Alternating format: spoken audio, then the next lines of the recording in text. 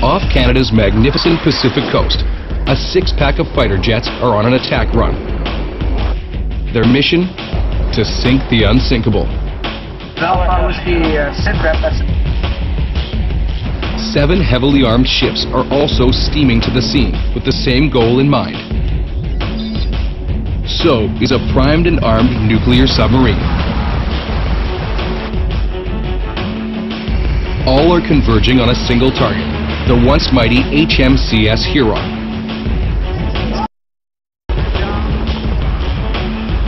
It's all part of a live military strike exercise where everyone wants bragging rights as the team who sinks the destroyer.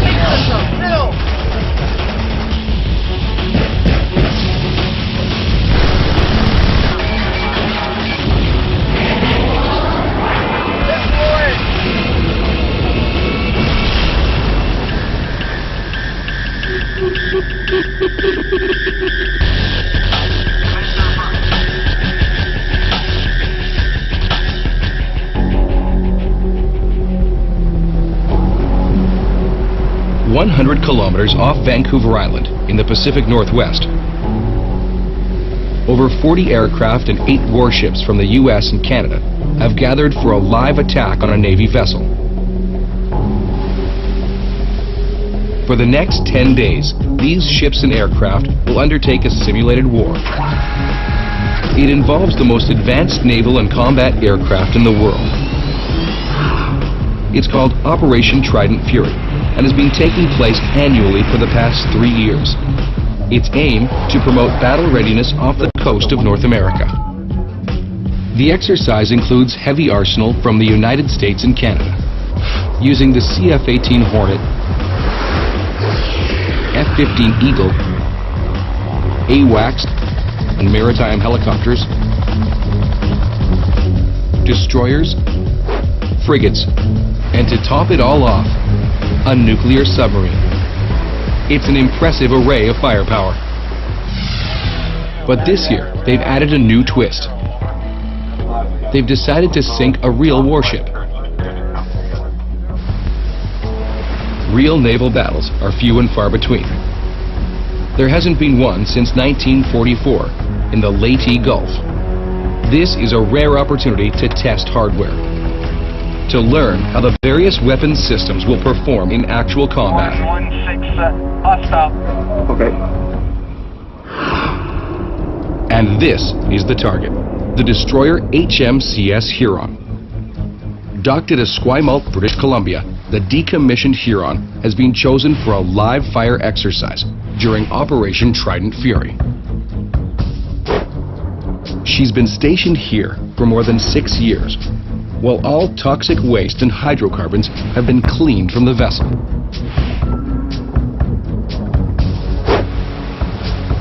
It's a unique project, and fierce competition has broken out amongst the teams to be the first to sink it. It's not confined to the naval tacticians. The Air Force has entered the game, upping the ante. If you think about the combat power and capability of 30 F-18s, either in an air-to-air role or air-to-ground, all carrying bombs and missiles, we figure we got the most effective combat force. Of course, the Navy tends to think they do with their destroyers and frigates. The Air Force will be up there with a lot of their expensive assets and taking shots at it, but when it comes down to it, we're going to be firing 76mm rounds into the ship, and they're going to be dropping 20mm bullets on it, and somebody's going to take it down. It'll be us.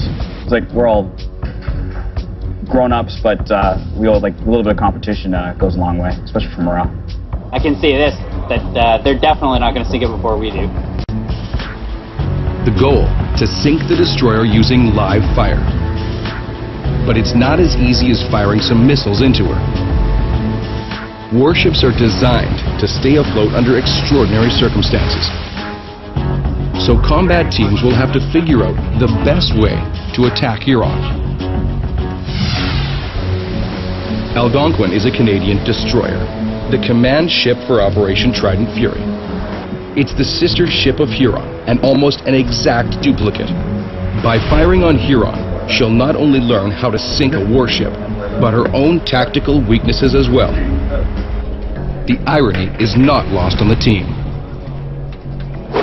This is Coxswain Taylor. He's a senior officer on Algonquin. The sinking exercise, or SINKEX, brings up mixed emotions for Taylor. On one hand, he'll be proud to deliver the fatal blow, but on the other, he has a deep affection for Huron. He served as her combat chief for a year and a half. She just had a really good spirit about her. It's hard to describe, but when you get to a ship, they all have their own personalities. It was a fighting spirit, positive, great environment to work in. One of those places everybody wants to sail on because she had such a good reputation. Huron is a tribal-class destroyer, launched in 1971. She's nearly 130 meters long, weighing more than 4,200 metric tons. A gas turbine engine propels the destroyer to over 30 knots. But she's not just fast, she's smart. And when Huron was launched, she was top of her class, loaded with all the latest in radar, sonar, and missile systems. Huron was built in the midst of the Cold War. Her primary job was to hunt enemy submarines and aircraft off the coast of North America.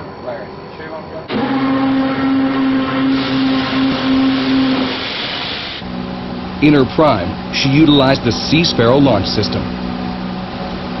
The Sea Sparrow missiles were originally developed as an air-to-air system, so versatile it could defend from any direction.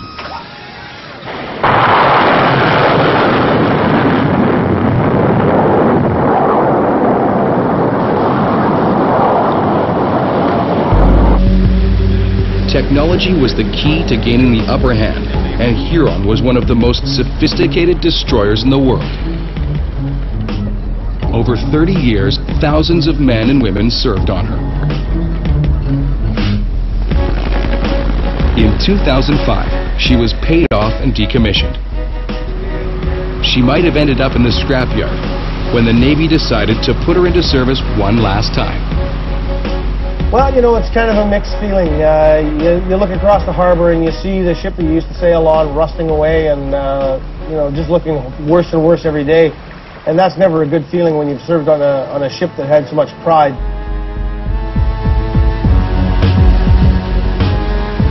Coxswain Taylor and many others who served on Huron are now out to sink her as part of Operation Trident Fury. Thinking about sinking her was kind of difficult when I first thought about it, but then I started to reflect on what would a warship, you know, if it had its own choice, what would it want? And I think it would want to go down in one last gunfight. So in a final act of service, Huron will provide training to a new generation of sailors and ships. Nowadays, the military relies heavily on computer simulations, but nothing can replace a live exercise to test the effectiveness of weapons and the survivability of a warship. Such information will lead to future ship design and weapons development.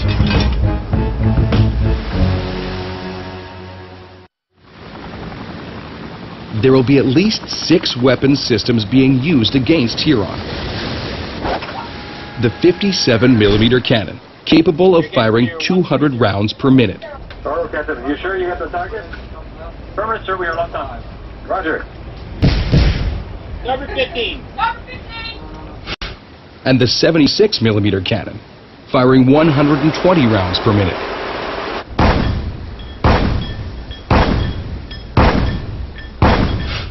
The Sea Whiz, or close-in weapons system, firing over 4,500 rounds per minute. This impressive machine sends out a spiral of lead to intercept any incoming missiles and aircraft. The Sea Sparrow, a defensive missile capable of taking out both air and sea targets.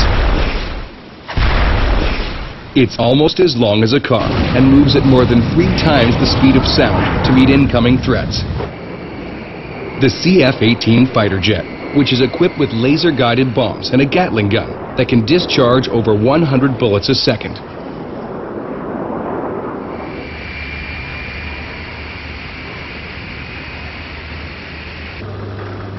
And finally, the USS Topeka, a nuclear submarine loaded with the ship-breaking Mark 48 torpedo.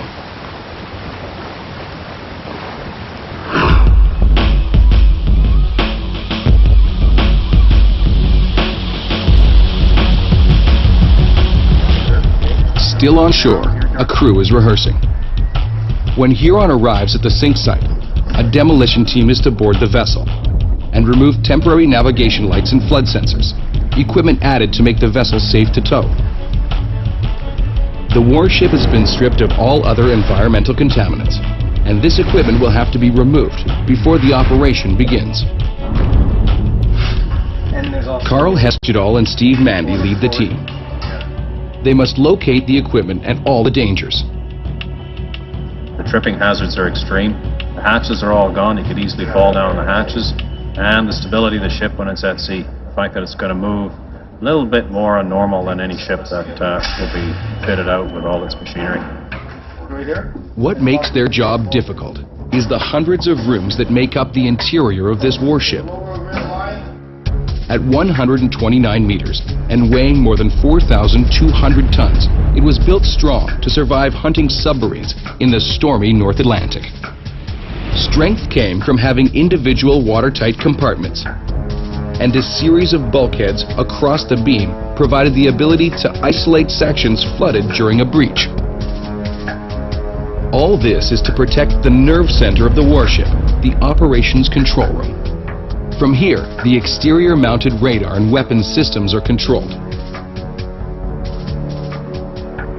Surface-to-air missiles, a 76mm gun, Mark 46 torpedoes, and a Phalanx 20mm Sea Whiz, making this warship a formidable foe. If you were a betting man, one of the favored ships in the competition would have to be HMCS Regina. It will start the attack on Huron. The responsibility for the success or failure of the operations falls on Captain Couture's shoulders. Let's do it right and let's do it quick. Okay, get on with it. Captain Couture is looking forward to the opportunity to test his team and provide them with realistic combat experience. Up to the watch count to 26 knots and commence our approach. Roger, coming up to 26 knots and course of 115. To prepare for the real thing, they tune up their weapon systems. Captain, sir, I have a clear range at a bearing of 095, permission to carry a firing run. Here I am under firing run. Yep. Over, roger.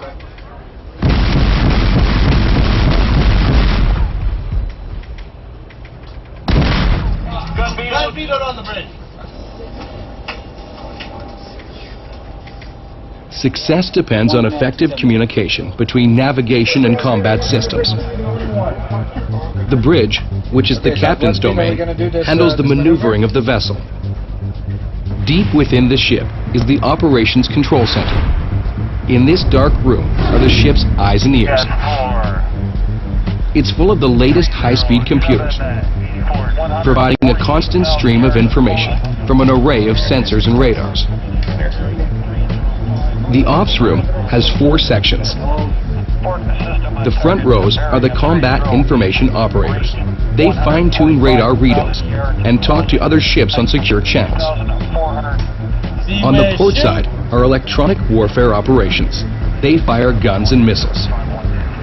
On the starboard side are the acoustic operators, the anti-submarine specialists, watching and listening to the underwater world. And in the back row, overseeing all the action, are the senior officers. They're next in command to the captain. Called war directors, these sailors take in 2-dimensional information from a computer screen and turn it into a 3-dimensional battle scene. And what they see are 3 levels of potential threats: air, surface, and subsurface. This system is taking command and control decisions on tactical and strategic operations to new levels. Regina's weapon systems are fully automatic and can defend the ship without human intervention. However, the Navy is not ready to place all its trust in computers. The final orders are still based on the captain's experience and instincts, something a computer has yet to replace. In order for the captain to make an informed decision, he relies on information from the operations room officer. It's our job as the anti-submarine warfare director and the above water warfare director to put together the surface picture so that command has a clear idea when they make a decision to engage or not to engage, that they're doing the right thing. The warfare director's greatest concern may not necessarily be from the surface or air. It may be from the deep. One of the deadliest enemies of ships is the submarine and its lethal weapon, the Mark 48 torpedo. Not to be forgotten, submarines are an important part of this war game. In 1999, the terrible power of this weapon was demonstrated against a naval destroyer similar to Huron. This is the Australian ship Torrance, and this is HMAS Famcombe. Famcombe was tasked with sinking the destroyer using a Mark 48 torpedo. The Mark 48 uses a proximity-fused detonation. This means when the torpedo explodes directly beneath the hull, it creates a massive air pocket into which the ship sinks, literally breaking its back. A shockwave then drives the broken hull up and splits the ship apart.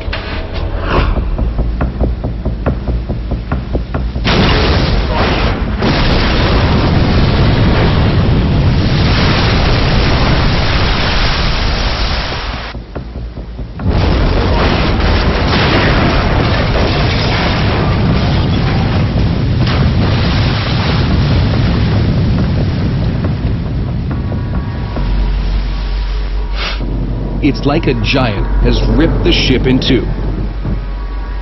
This kind of weapon gives sailors nightmares. And if the ships and Air Force don't sink Huron, this will be her fate.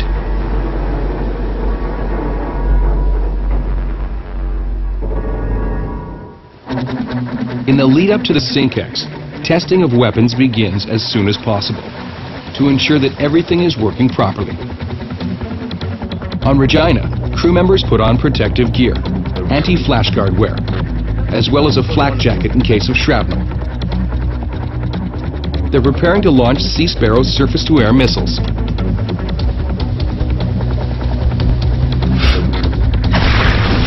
The Sea Sparrow is a highly maneuverable surface-to-air missile.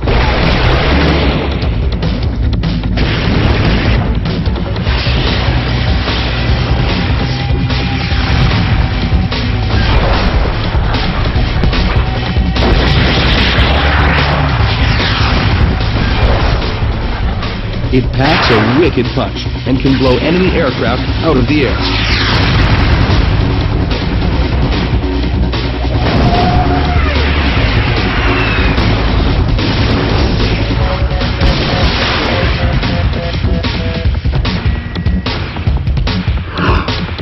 Before they're allowed on the range, the Sea Sparrows have to be live tested.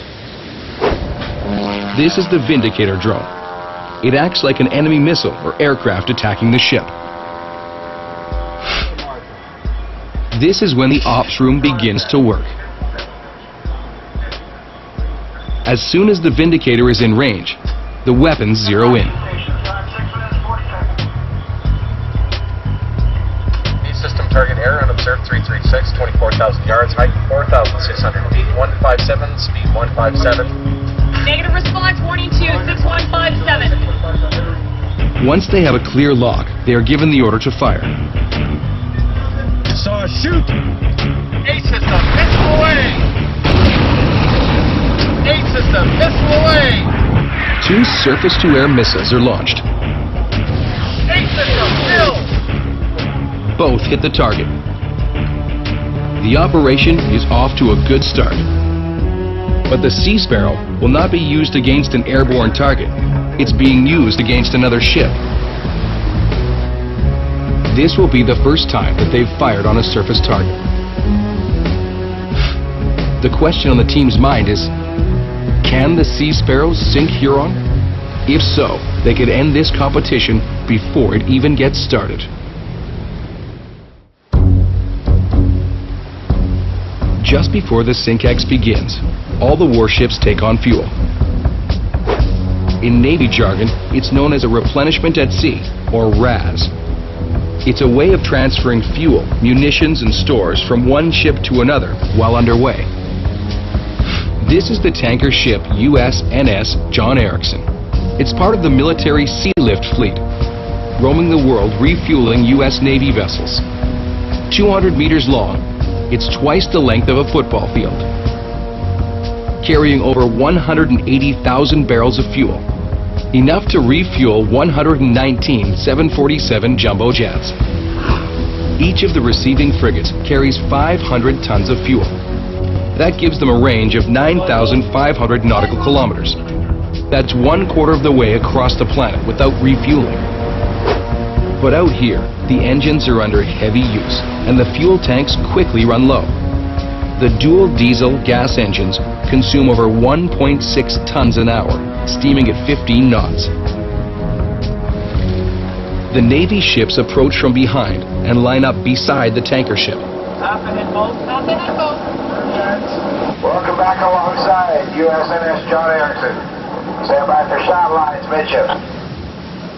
A line gun launches a messenger cable between the vessels. Once connected, it's a carefully coordinated dance to hold precisely the same course and speed, or fuel lines will be ripped apart. The Erickson travels at 13 knots, or 24 kilometers per hour. But the receiving ship has to maintain exactly a half a knot more. Once on course and maintaining 30 meters apart, the fuel hose is hoisted over and connected. Everyone stays alert as the heavy fuel probe swings close by.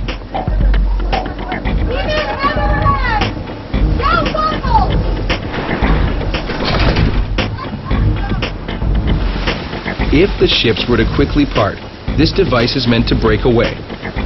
But the explosive parting could injure, even kill, anyone near it.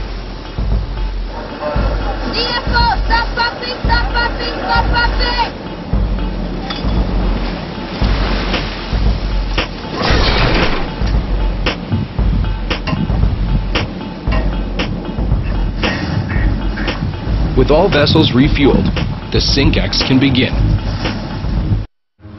One of the main weapons being tested during SINKEX is the CWIS, or Close-In Weapons System.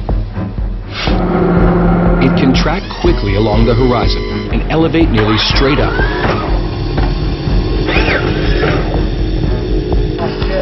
Give them an approximate. They were like 830. The 6 barrels provide a very high rate of fire, about 75 rounds per second.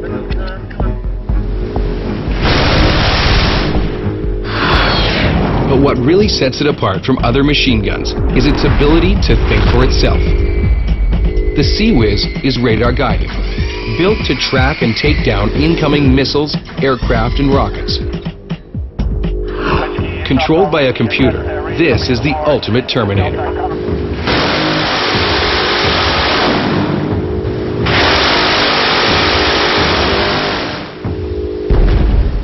A column of lead travels to intercept the missile, and like a steel shredder, tears it apart. The CWIS holds 1,550 rounds. But after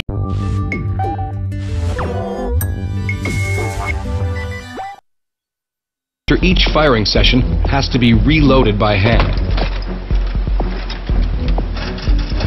86-pound boxes of ammo are lifted and placed into the belt feeds. The manual reload is a significant downside to this weapon.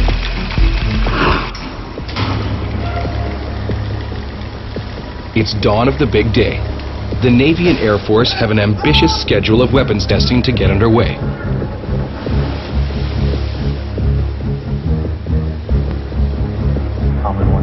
Before the operation can begin, the demolition team returns to the drifting Huron. They can now remove the remaining navigational and flood control equipment. Team members like Mike Hales live for these moments. but it never gets easier, no matter how many times he does it. Well, I haven't seen the weather outside, so a little nervous anxiety. 4:49. Oh, dark. But they are not the only ones concerned. This is the helicopter crew that will transfer the EOD team to the Hulk. They have never worked with this particular demolition team before. They are concerned that because Huron is so unstable, the ship could roll or sink prematurely with the demolition team on board. Then they'd be performing a sea rescue of survivors, or worse, a recovery of bodies. The ship's a bobbing corkscrew out in the middle of the Pacific here, and the Huron has a tendency to go abeam to the wind. So basically the wind's going to be coming on like that, and it's going to be wiggling all over the place.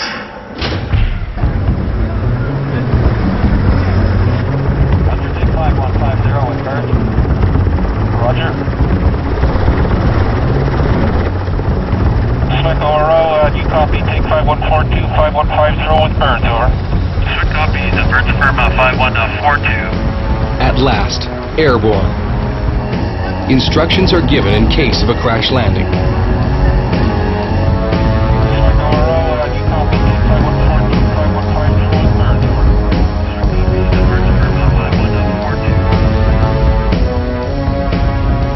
Sea King helicopters are a rare breed.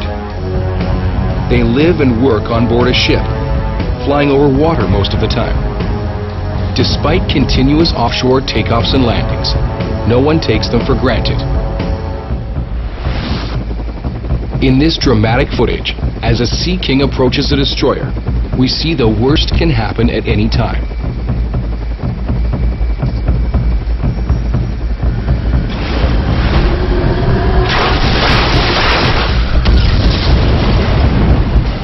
But the team can't let fear overcome them, or they will compromise the mission. Once the helicopter drops them on the deck, they're completely on their own. What we'll be doing is we'll be loading on the helicopter here, flying over in a hover pattern over top of the old flight deck, put a horse collar on, and they're going to lower us down to the deck of the Huron. The most inherent danger in getting on board the Huron would be lowering down. So coming up to the edge of the helicopter, being lowered down on, but then it's your footing. The deck itself is all unstable. There's a lot of fittings that are exposed that normally are not there. This is a rare look into a dangerous operation. Petty Officer Second Class Stephen Mandy has a camera mounted on his helmet, taking us into a world no civilians have ever seen.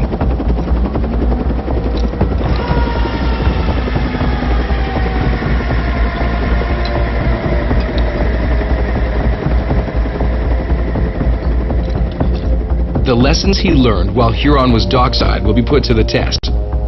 The plans have to be executed perfectly and according to a rigid schedule.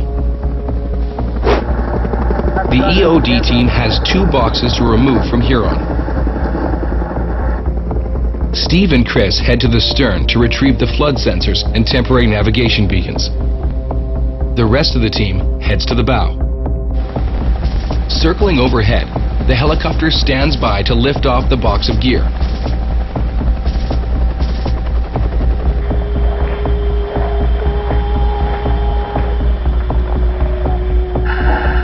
Zero hour is 30 minutes away. Did you disconnect it from the box yet? Did you disconnect it from the box yet? No, not yet. Okay, then I'm not cutting it. The fleet begins to take their positions and calibrate their weapon systems.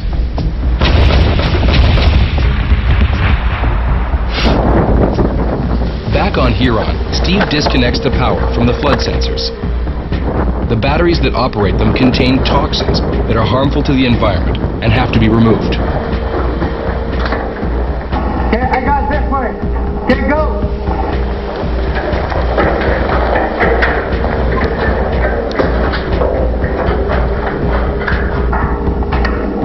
Here comes the end.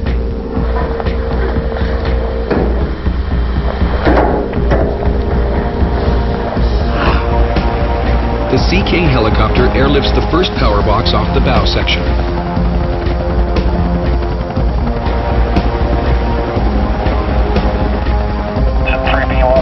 Air ready.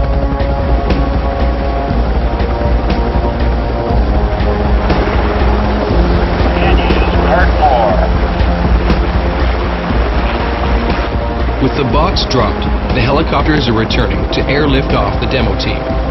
And if they're not on schedule, the entire sink plan could be thrown into jeopardy. Chris and Steve struggle with the last cable.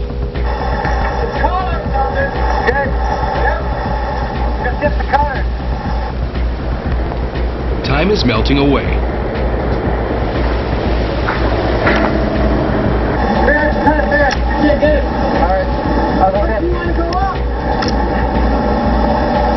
Yeah, to go up, we have to go to the front, and that's deviating.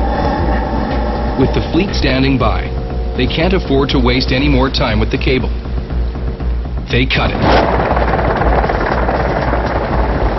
It's time to leave Huron.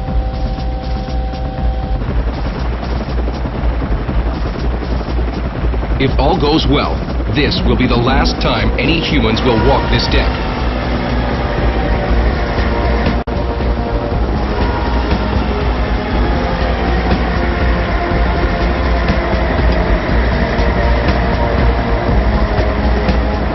It's exciting. It's actually nice to be able to go on a ship and do a job and actually see a ship go down to the bottom. It's really a good feeling. It's a high adrenaline rush. I love doing this. The demolition team heads back to base. Now, the battle can begin.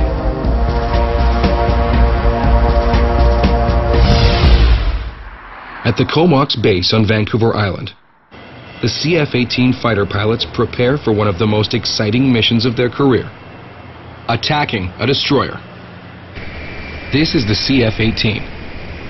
It has 2 engines, each generating 16,000 pounds of thrust.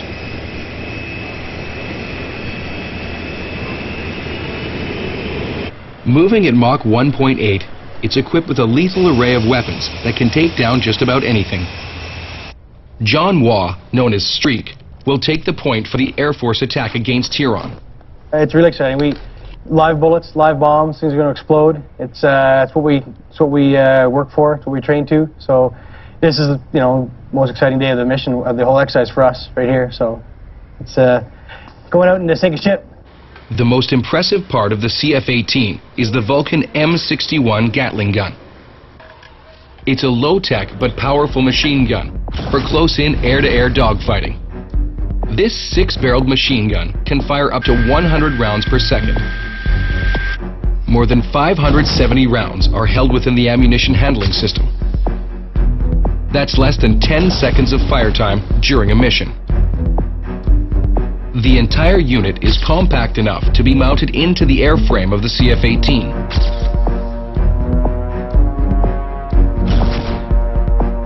But is this enough to sink a ship? They're fairly heavily armored, especially on the sides. But if you put the rounds down the top, there's not a lot of armor along the top of them.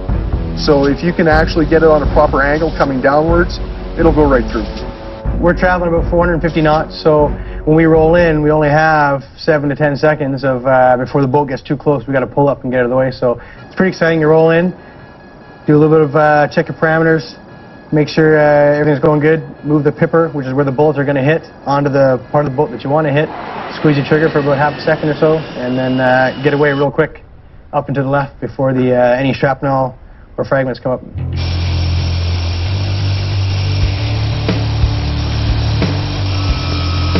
As the action picks up on the water, the jet fighters get ready to roll. Early left turn, VFR. The attack on the destroyer is set to start in minutes. Which of the many weapon systems will win the day? Each team hopes to make the final kill. The frigates and destroyers are positioning themselves into an attack formation. There are 2 destroyers and 4 frigates on the range. This may be the most powerful naval arsenal gathered on the 7 seas. It's 0 hour, and Huron is now free drifting, and the fleet is in position. First up to bat is Regina, followed by Algonquin. Bringing up the rear are Kurtz, Saskatoon, Alert, and Shoup. Standing by for the underwater portion is the USS Topeka, prepared to fire the Mark 48 torpedo.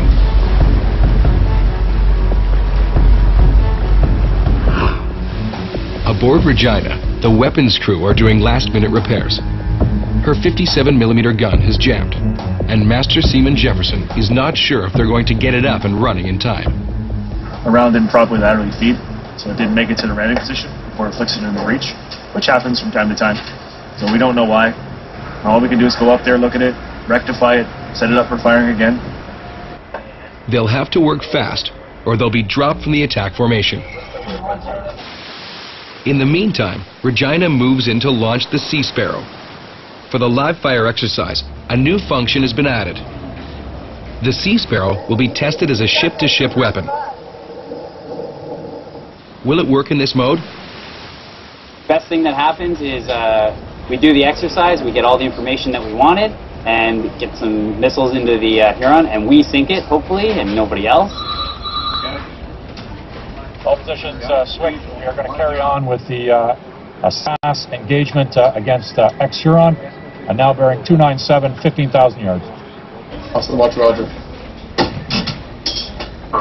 Okay, bridge team. We're clear to fire. The operations room brings the missiles online and zeroes in on Huron.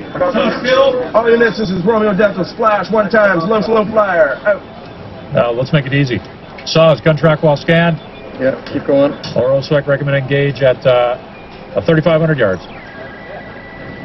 Stretch bearer, engine at 4. Cyclero, take X-Huron. Quick Roger. SAS, shoot! Regina's having problems. Nothing happens. It's another misfire. Such a malfunction could be the difference between life and death during a real battle. They only have 5 minutes to fix the problem, or the next vessel takes their position to maintain the battle rhythm. But within seconds, they're back online. The second Sea Sparrow launches.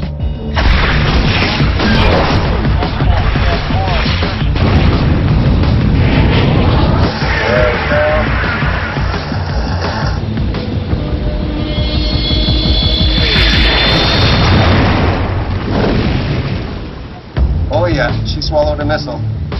Interesting enough, where the missile impacted would have gone right into the missile deck of the ship. If she had been loaded with missiles, it would have been a mess.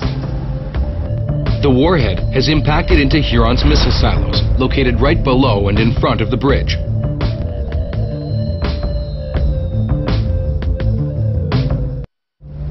Regina closes on Huron and prepares to fire using the 57mm Mark II.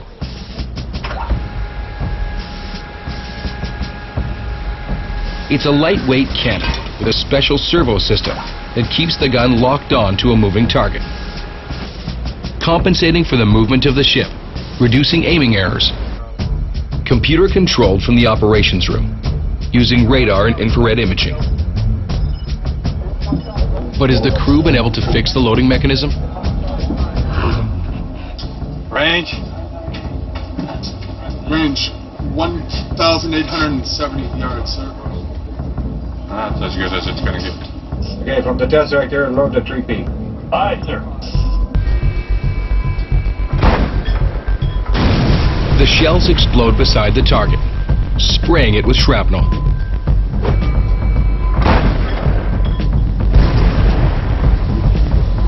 These explosions would have been enough to cause human casualties on board Huron.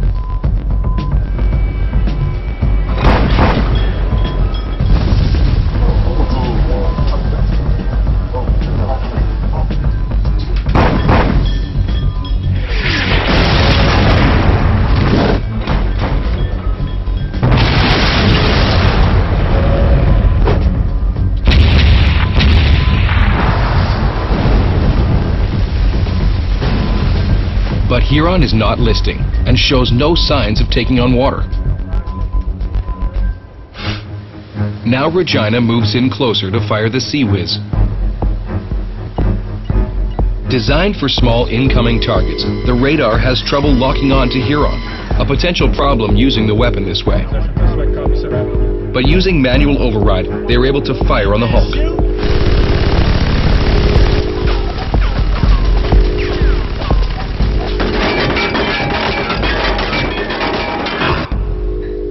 The Regina has done significant damage, but has not delivered the fatal shot. The rest of the fleet moves in. Each will try to deliver the death blow.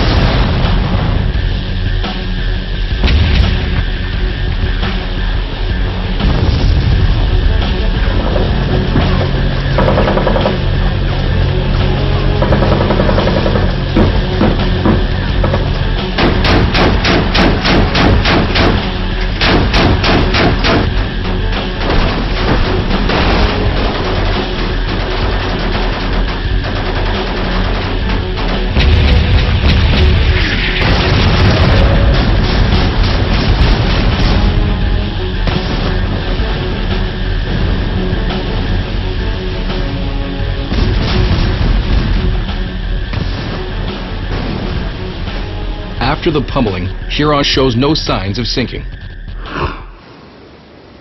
Algonquin moves in. Some of the crew are a little uneasy about participating in the attack. The gun that's on the Algonquin right now, the 76 on the front, used to be the gun that was on the Huron. So some of the guys said they don't want to put any ammo into the Huron with their 76 because that's her old gun and it's bad karma. It wouldn't be good luck. Mixed feelings aside, the crew opens up the 76.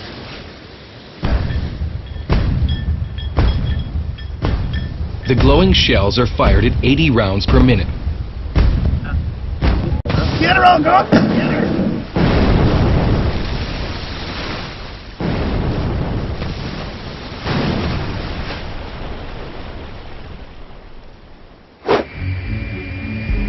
The CF-18s are in the air.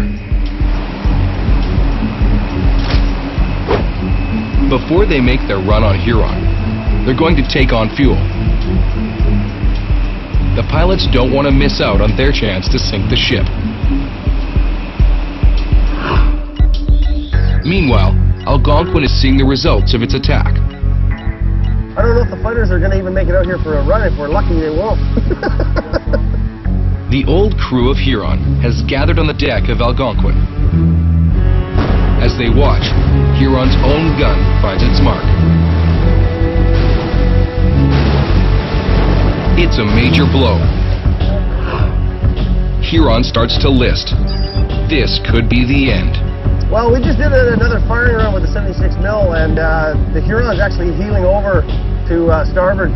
You can see most of her flight deck and hangar top from here, which means she's taking on a lot of water. The CF-18 fighter jets scramble for a strafing run. Oh, this is Central 43. Target. Using the high-powered forward-looking infrared, Street doesn't like what he sees. Got a heavy list or it's been hit already? Yeah. Huron is sinking, but the jets still have time to attack.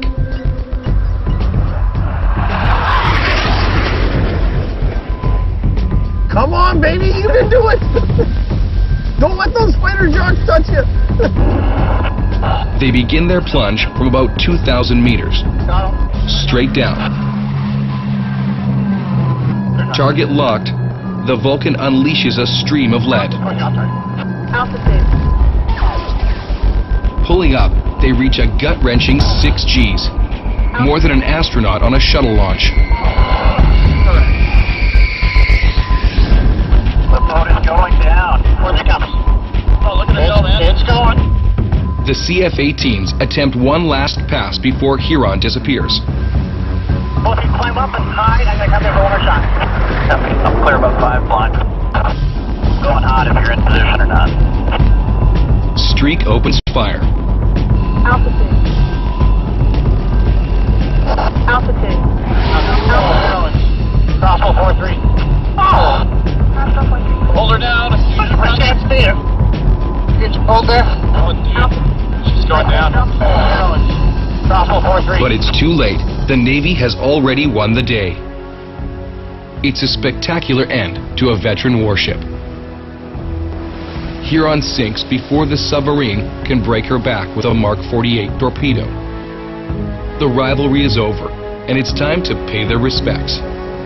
See the Kirk, she's got her battle ensign flying. Like they're honoring the Huron.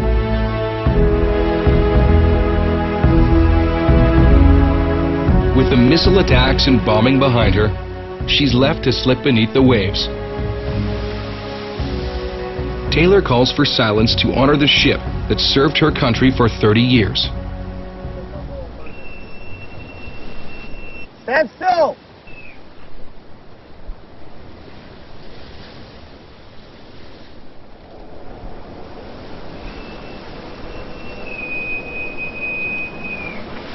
The emotions begin to take hold.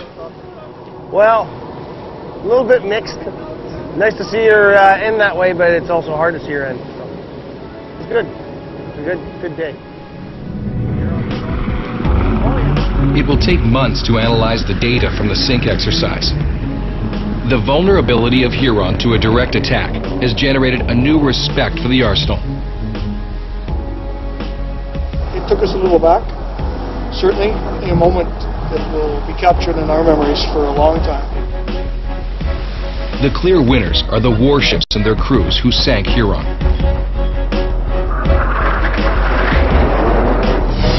Bringing the Sink X to a surprise finish before the jets or submarine even had a chance.